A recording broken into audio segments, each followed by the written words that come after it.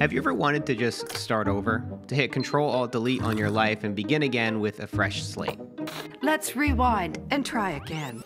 It often feels impossible to make any sort of change in our lives, even though we daydream about it constantly, like doing better in school, finally getting in shape, or handing in our resignation letter to our boss.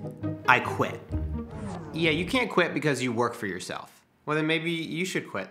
Yeah, it doesn't work like that. Touche, touche. Yeah, you're not getting paid for overtime. A couple of years ago, my wife Nat and I felt like we were on a ride that we couldn't get off of. So we hit the reset button, started over, and it changed our lives for the better. And the science behind behavior change says that it might work for you as well. This video is sponsored by Squarespace. More on them in a minute.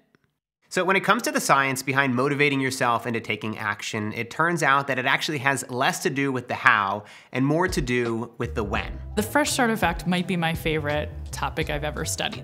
That's Katie Milkman, behavioral scientist and author of How to Change, the science of getting from where you are to where you want to be. I sat with Katie to talk with her about, well, how to change. Some of the most fascinating research that she's done is on understanding the importance that timing plays on behavior change. What the fresh start effect is, it's our tendency to be extremely optimistic about our capacity to change at moments in our lives that feel like fresh starts or new beginnings.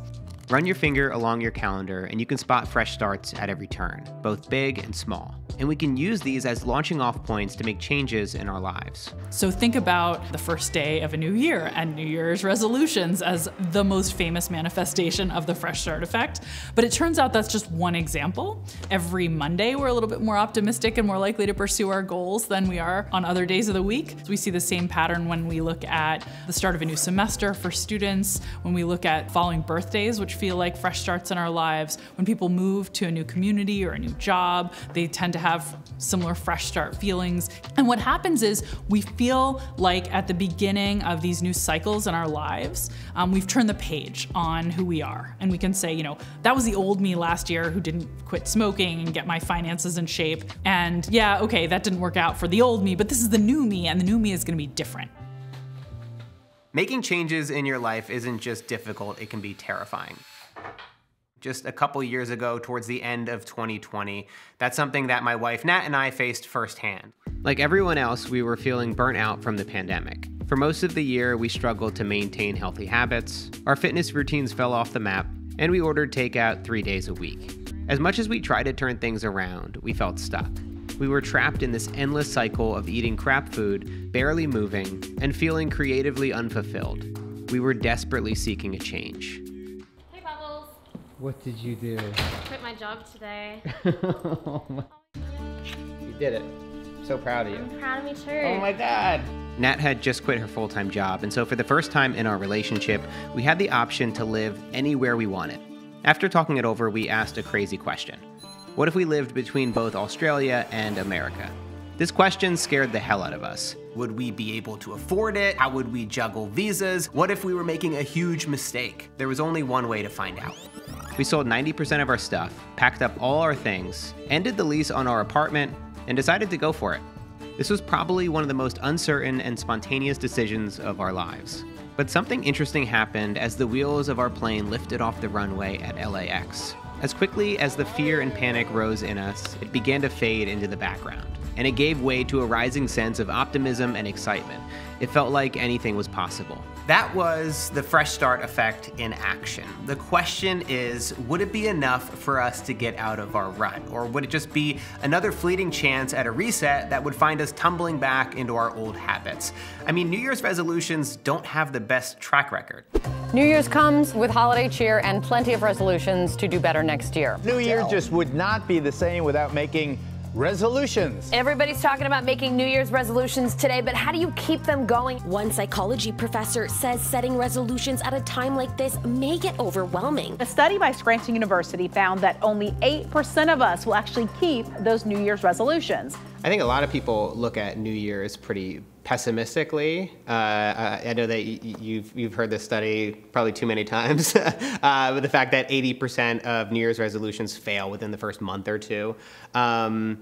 Does this prove that the New Year's resolution is actually not something that's worth pursuing? I think that's really important data to keep in mind, but I also, the point there really is that change is almost always hard, whether you start at New Year's or any other time. There's no other time of year I've heard that has a better success rate. The exciting thing about New Year's is that 40% of Americans are setting goals, which they're not doing on February 15th or June 17th. There aren't other days that motivate that level of ambition and pursuit of change. So to me, it's exciting to see all those attempts, because you can't succeed if you don't attempt it, and you're gonna see a high failure rate whenever people attempt change.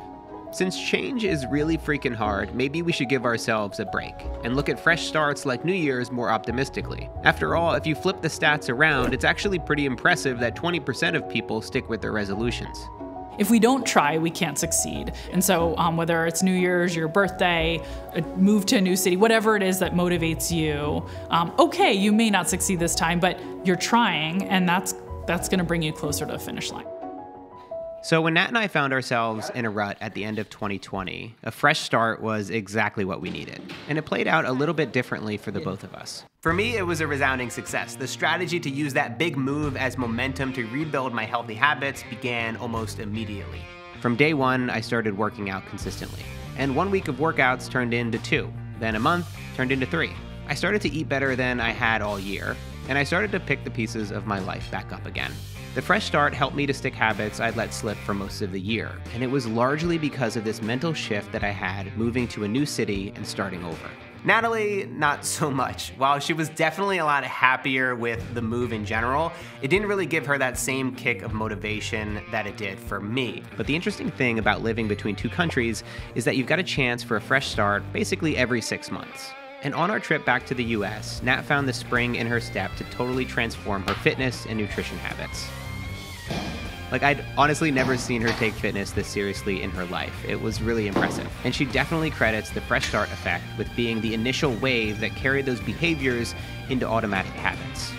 And here's the good news about the fresh start effect. You don't have to sell all of your stuff, become a digital nomad, and move halfway around the world to take advantage of it. As Katie explains, what we've shown about the way we can use it, though, is that if we encourage someone to begin pursuing a goal and we highlight a fresh start date on the calendar in front of them, they're more excited and more likely to say yes on those fresh start dates. So we, circle the first day of spring and label it as such and say, do you want to start pursuing a goal? Choose a date. And people pick the first day of spring when it's labeled as the first day of spring, but not when it's labeled as the third Thursday in March. We can also get people to save more for retirement when we invite them to start saving after an upcoming birthday or after the start of spring, rather than at an arbitrary date that's at the same point in the future that isn't labeled as a fresh start. So when we highlight fresh starts to people, that creates this extra excitement about, oh, this is a perfect moment to begin.